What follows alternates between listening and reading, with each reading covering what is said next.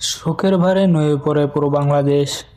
বাংলাদেশের ইতিহাসের এক অন্যতম প্রভাবশালী নারী প্রধানমন্ত্রী ও বিএনপির চেয়ারপারসন বেগম খালেদা জিয়ার শেষ বিদায়ে লাখ লাখ মানুষ জড়ো হয়েছেন। এ যেন একটি জানাজা নয়, একটি ইতিহাসের নীরব সাক্ষী। ভোর থেকে জড়ো হয়েছে লাখ লাখ মানুষ। কেউ এসেছেন শত মাইল দূর থেকে, আবার কেউ রাত কাটিয়েছেন রাস্তায়। বৃদ্ধ, নারী, তরুণ, সবার চোখে একটাই ভাষা, গভীর শোক আর ভালোবাসা।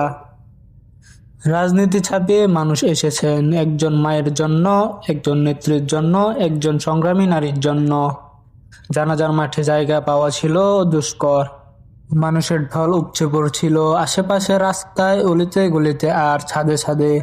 অনেকে জানাজা দূর থেকে দেখেছেন, তবু তৃপ্তি ছিল শেষ বিদায়ে উপস্থিত থাকতে পেরেছেন। বছরের শেষ দিন বুধবার বেলা ৩টায় জাতীয় সংসদের সামনে জনসমুদ্রের মাঝে জানাজা সম্পন্ন হয়।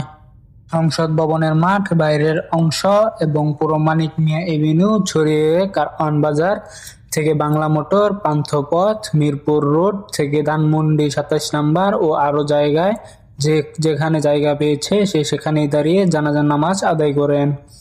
জানাজার নারীদের জন্য রাখা হয় বিশেষ ব্যবস্থা। Bangla TV news. সকল তথ্য ও খবরাখবর জানতে আমাদের চ্যানেলটি এখনই সাবস্ক্রাইব করে রাখুন। ধন্যবাদ সকলকে।